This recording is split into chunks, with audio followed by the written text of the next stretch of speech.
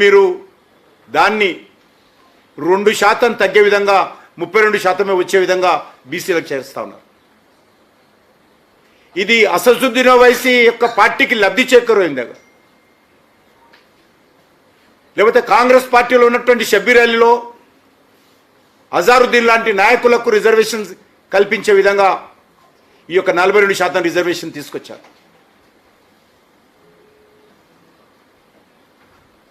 ఈరోజు వేల కోట్లకు పలగడెత్తినటువంటి అసదుద్దీన్తో సామాన్య బీసీ సామాజిక వర్గాల నుంచి వచ్చినటువంటి వ్యక్తులు ఏ రకంగా ఎన్నికల్లో తట్టుకుంటారో, ఈరోజు హైదరాబాద్ లాంటి నగరంలో ఇప్పుడు ఉన్నటువంటి బీసీ స్థానాల్లో గెలిచినటువంటి మజ్లిస్ కార్పొరేటర్లు కోట్లకు పడగరెత్తినటువంటి వాళ్ళతో ఏ రకంగా బీసీ పేద కులాలు తట్టుకుంటారో ఈరోజు చెప్పాల్సినటువంటి అవసరం ఉంది.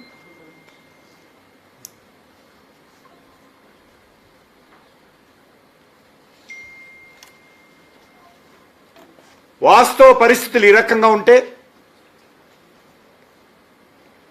బట్ట కాల్చి ముఖం మీద వేసినట్టు ఈరోజు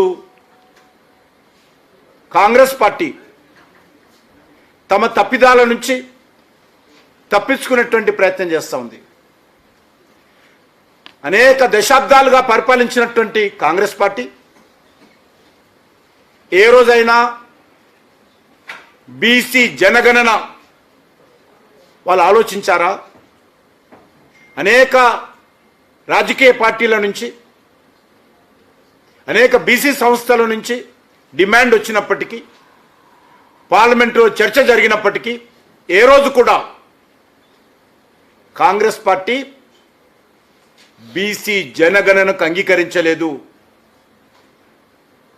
ఈరోజు ధైర్యం ఉంది కాబట్టే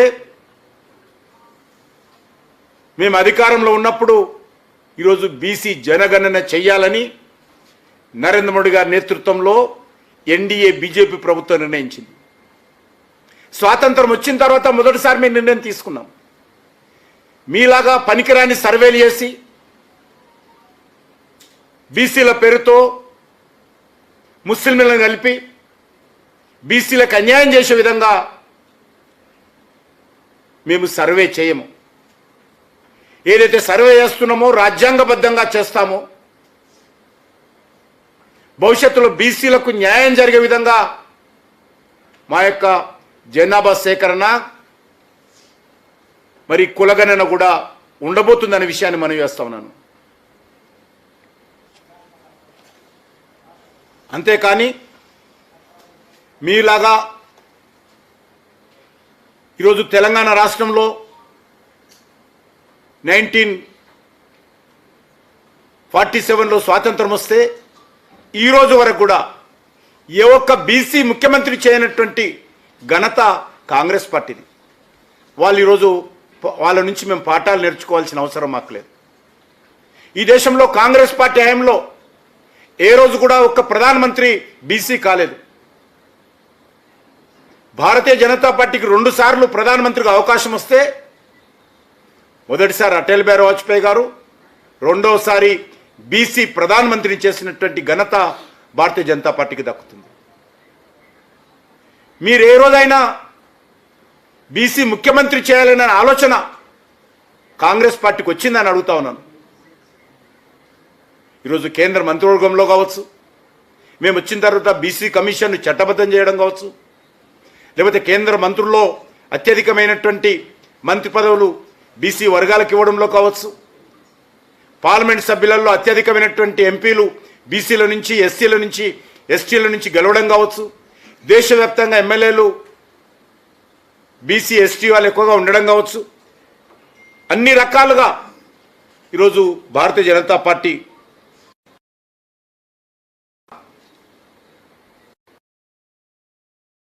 తో ముందుకెళ్తా ఉన్నాం.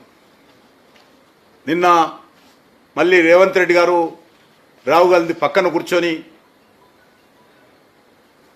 కన్వర్టెడ్ బీసీ అంటారు. ఎట్లా కన్వర్టెడ్ బీసీ అవుతాడో చెప్పాల్సినటువంటి అవసరం ఉంది. రాజ్యాంగబద్ధంగా ఒక ముఖ్యమంత్రి స్థాయిలో ఉన్నటువంటి వ్యక్తి మిడిమిడి జ్ఞానంతో, దుందుడుకు విధానంతో రాజకీయ లబ్ధి కోసం ఈరోజు కులాలను విమర్శించేటువంటి పరిస్థితి, అవాక్కులు చవాక్కులు పేలే విధంగా ఈరోజు ముఖ్యమంత్రి గారు వ్యవహరిస్తూ ఉన్నారు. నేను ఒక్కటే అడుగుతా ఉన్నాను, స్వాతంత్రం వచ్చిన తర్వాత అనేక